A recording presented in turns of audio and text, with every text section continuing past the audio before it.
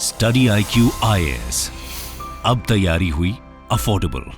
नमस्कार दोस्तों, क्या आपको पता है कि भारत के अंदर कुछ राज्यों के द्वारा रिक्रूटमेंट ड्राइव चलाया जा रहा है ताकि जो हमारे वर्कर्स हैं भारत के, उनको इजराइल भेजा जा सके। स्पेशली हरियाणा में अगर आप देखोगे, उत्तर प्रदेश में आप देखोगे, इस तरह के रिक्रूटमेंट ड्राइव चल रहे हैं। लेकिन क्वेश्चन ये है कि क्या अभी भारतीयों को इजराइल में जाना चाहिए? आपको पता है अभी भी इजराइल और गाजा में वॉर चल ही रहा है। ये आप देख सकते हो, कई सारे जो इंटरनेशनल मीडिया हाउसेज हैं उनके द्वारा कवर किया गया है। Undeterred by Gaza war, thousands of Indians turn up for jobs in Israel. Again आप देख सकते हो, thousands in India flock to a recruitment center for jobs in Israel despite the Israel-Hamas war. तो इसको हम थोड़ा डिटेल से समझेंगे, एक एक आंकड़ा मैं आपको बताऊंगा और साथ ही साथ समझने की कोशिश करेंगे कि आखिरकार जो भारतीय हैं वो अपने लाइफ को क्यों डेंजर में डालना चाहते हैं। उसके बावजूद भी उनको पता है कि वहां पर वॉर चल रहा है, उसके बावजूद भी वो क्यों जाना चाहते हैं, इन सबका रीजन समझने की कोशिश करेंगे। चलिए आगे बढ़ते हैं, लेकिन उससे पहले मैं आपको बता दूं, आज आखिरी डेट है। अगर आप कोई भी कोर्स लेना चाहते हो स्टडी IQ पर, तो सबसे कम दाम पर रिपब्लिक डे सेल के दौरान आपको मिल जाएगा। जैसे कि 26 मई को हमारा जो UPSC का प्रीलिम्स है वो होने वाला है, उसको क्रैक करने के लिए हमारा SIP प्लस ले सकते हैं। या फिर इसके अलावा अगर आप पूरी तैयारी करना चाहते हैं UPSC की, जैसे कि प्रीलिम्स, मेंस, इंटरव्यू, सब कुछ आपको सिंगल बैच में मिल जाएगा। वो है हमारा फाउंडेशन बैच, ये आप ले सकते हो। इनको अवेल करने के लिए हमारे वेबसाइट ऐप पर जाना है या फिर कमेंट सेक्शन में लिंक है और यूज करना है कोड अंकित लाइव ताकि आपको मैक्सिमम डिस्काउंट मिल जाए। और इसके अलावा अगर आप MCQs अटेम्प्ट करना चाहते हैं तो मेरे इंस्टा पेज पर जा सकते हैं, वहां पर स्टोरीज में जितने भी MCQs हैं उसको आप अटेम्प्ट कर पाएंगे। चलिए शुरुआत करते हैं और सबसे पहले ये देखते हैं कि एग्जैक्टली हो क्या रहा है। देखिए, पिछले कुछ महीनों में अगर आप देखोगे, नरेंद्र मोदी जी की जो सरकार है वो पुश कर रही है recruitment of Indians to work in Israel. मतलब कि भारत और इजराइल के बीच में गवर्नमेंट टू गवर्नमेंट कुछ एग्रीमेंट हुआ है, उसी के तहत अब कोशिश किया जा रहा है कि भारत से कई सारे जो वर्कर्स हैं उनको इजराइल भेजा जाए।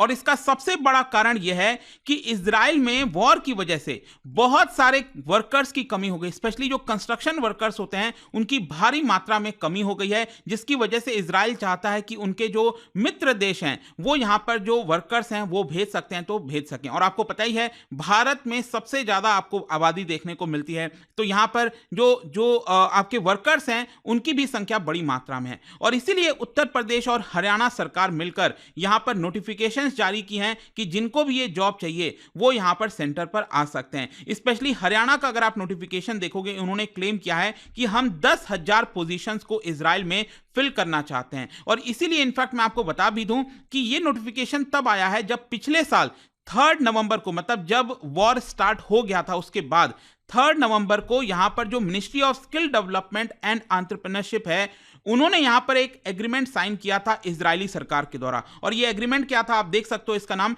Facilitation of the temporary employment of Indian workers in specific labour market sectors in the state of Israel. और यहां पर MSD के वेबसाइट पर अगर आप जाओगे तो वहां पर बताया गया है कि इसको इंप्लीमेंट करने की जो जिम्मेदारी है वो है NSDC के पास, नेशनल स्किल डेवलपमेंट कॉरपोरेशन के पास। लेकिन अब पहला क्वेश्चन तो यहां पर यह आता है कि इजराइल को इंडियन वर्कर्स क्यों चाहिए। देखो, मैं आपको बता दूं, पिछले साल अप्रैल के महीने में जो इजरायली मिनिस्टर ऑफ इकोनॉमी है, जैसे हमारे यहां पर फाइनेंस मिनिस्टर होते हैं वैसे वहां पर मिनिस्टर ऑफ इकोनॉमी, वो भारत के दौरे पर आए हुए थे और उन्होंने भारत से बातचीत की थी। याद कीजिएगा, अप्रैल के महीने की बात कर रहा हूं, पिछले साल, मतलब अभी वॉर स्टार्ट हुआ नहीं था। तो उस समय वो कोशिश कर रहे थे कि भारत में जो वर्कर्स हैं उनको इजराइल लाया जा सके। उसके बाद क्या होता है, अचानक से 7 अक्टूबर को हमास और इजराइल के बीच में वॉर स्टार्ट हो जाता है। अभी तक आप सबको पता है कि 25,000 लोग गाजा में मारे जा चुके हैं और करीब 1400 के आसपास इजराइल में मारे जा चुके हैं और करीब 210 जो इजरायली सोल्जर्स हैं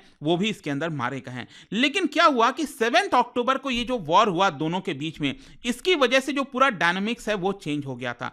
बेसिकली मैं अगर आपको बताऊं तो जो पैलेस्टीनियंस रहते हैं ये वेस्ट बैंक में, आपको पता होगा, इनकी संख्या कंस्ट्रक्शन वर्कर्स में सबसे ज्यादा आपको देखने को मिलेगा। मतलब कि इजराइल में जितना भी कंस्ट्रक्शन होता है, ठीक है, इनके लैंड पर, तो वहां पर जो वर्कर्स आते हैं वो बेसिकली ये जो वेस्ट बैंक के अंदर पैलेस्टीनियंस हैं उनको वहां से लाया जाता है। लेकिन क्योंकि ये वॉर स्टार्ट हुआ है जिसकी वजह से इनको अब ब्लॉक कर दिया गया, मतलब ये जो कंस्ट्रक्शन वर्कर्स हैं वो अब इजराइल में नहीं आ पा रहे हैं। तो इसी की वजह से वहां पर बड़ी मात्रा में शॉर्टेज हो गई है और इजराइल को ऐसा लगता है कि यहां पर अगर जो वर्कर्स हैं अगर वो भारत से आ सकें तो इससे इजराइल की इकोनॉमी को काफी फायदा हो सकता है। इनफैक्ट मैं आपको बताऊं तो दिसंबर 2023 में भारत और इजराइल दोनों के जो प्राइम मिनिस्टर हैं मोदी साहब और नेतन्याहू, उन दोनों ने मिलकर इस चीज को लेकर डिस्कस किया था कि कैसे भारत और वर्कर्स इजराइल में भेज सकता है। अभी प्रेजेंट में अगर आप देखोगे बताया जाता है कि 18,000 इंडियन वर्कर्स इस समय इजराइल में, और स्पेशली मैं आपको बता दूं इजराइल में जो केयर गिवर्स हैं उनकी संख्या काफी ज्यादा है। बेसिकली क्या है कि इजराइल में जो पॉपुलेशन अगर आप देखोगे ना तो ओल्ड एज पॉपुलेशन काफी सारी है, तो उनको केयर देने के लिए, उनको सुविधा देने के लिए भारत से बहुत सारे जो वर्कर्स हैं वो जाते हैं एज अ केयर गिवर्स और वहां पर काम करते हैं और उनको अच्छा खासा पैसा भी मिल जाता है। लेकिन अगर हम बात करें भारत किस तरह से इस चीज को पुश कर रहा है तो आप देख सकते हो पिछले साल दिसंबर के महीने से ही हरियाणा और उत्तर प्रदेश ने रिक्रूटमेंट ड्राइव स्टार्ट किया है। और सोच के देखिए, रिक्रूटमेंट ड्राइव हरियाणा ने स्टार्ट किया और उत्तर प्रदेश ने स्टार्ट किया, लेकिन जो इसको अप्लाई करने वाले वर्कर्स हैं वो सिर्फ हरियाणा और उत्तर प्रदेश से नहीं आ रहे हैं, वो राजस्थान से भी आ रहे हैं, उड़ीसा से भी आ रहे हैं, पंजाब, मध्य प्रदेश, इन सब राज्यों से भी आ रहे हैं। और एक्चुअली यहां पर मेन कारण यह है कि जो जिस काम के लिए उनको बुलाया जा रहा है, जैसे कारपेंटर्स हो गए, आयरन बेंडर्स हो गए, जो टाइल फिक्सर्स होते हैं, टाइल लगाने वाले होते हैं, तो उन सब की लगभग एवरेज मंथली सैलरी करीब 1.4 लाख के आसपास बताई जा रही है।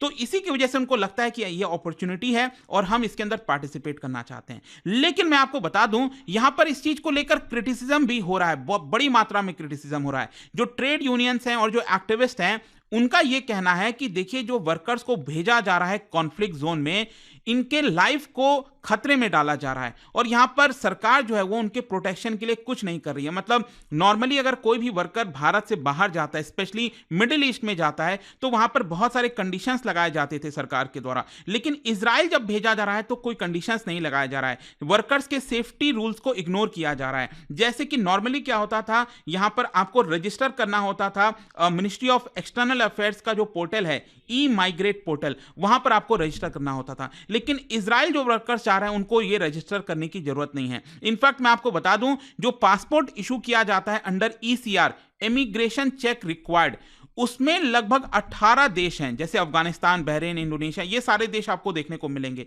लेकिन अभी भी इसके अंदर इजराइल को शामिल नहीं किया गया है, जिसकी वजह से जो वर्कर्स वहां पर जा रहे हैं, जो उनको बेनिफिट मिल सकता था वो बेनिफिट नहीं मिल पाएगा। और यहां पर रिपोर्ट्स के आधार पर यह भी बताया गया है कि बहुत सारे जो फॉरेन वर्कर्स हैं इजराइल में, उनकी भी मृत्यु हुई है। बताया जा रहा है कि जब से वॉर स्टार्ट हुआ है करीब 80 से 100 फॉरेन वर्कर्स की जानें वहां पर ऑलरेडी जा चुकी हैं। तो ओवरऑल यहां पर जो ट्रेड यूनियंस और जो एक्टिविस्ट हैं उनका यही कहना है कि सरकार एक तरह से जो वर्कर्स हैं उनकी जान के साथ खिलवाड़ कर रही है, उनको कॉन्फ्लिक्ट जोन में भेज रही है विदाउट एनी प्रोटेक्शन। और स्पेशली यहां पर जब भी कोई वर्कर्स गल्फ कंट्रीज में जाता है तो सरकार यहां पर मैंडेटरी कर देती है कि उनका इंश्योरेंस होना चाहिए, मेडिकल कवरेज होना चाहिए, एम्प्लॉयमेंट गारंटीज होनी चाहिए। ये सारी चीजें कंडीशंस पहले रखी जाती थी, लेकिन इजराइल भेजते समय यहां पर जो सरकार इन सारे कंडीशंस को नजरअंदाज कर रही है, ऐसा यहां पर क्रिटिसिज्म हो रहा है सरकार के इस स्टेप का। लेकिन अब ये सारी चीजें होने के बावजूद भी जो भारतीय हैं वो लाइन में क्यों लगे हुए हैं? मतलब कि अगर मान लो हम बात करें कि 10,000 का रिक्रूटमेंट ड्राइव चल रहा है तो आपको 50,000 लोग अप्लाई करने वाले मिल जाएंगे, तो लोग अपना जीवन दांव पर लगाने में क्यों लगे हुए हैं? इसका सबसे मेन कारण है कि जो उनको सैलरी वहां पर मिल रही है ना, उससे काफी कम सैलरी उनको भारत में मिलती है। जैसे कि भारत में अगर हम बात करें तो हर दिन ये जो वर्कर्स की हम बात कर रहे हैं यहाँ पर, कारपेंटर्स, आयरन बेंडर्स,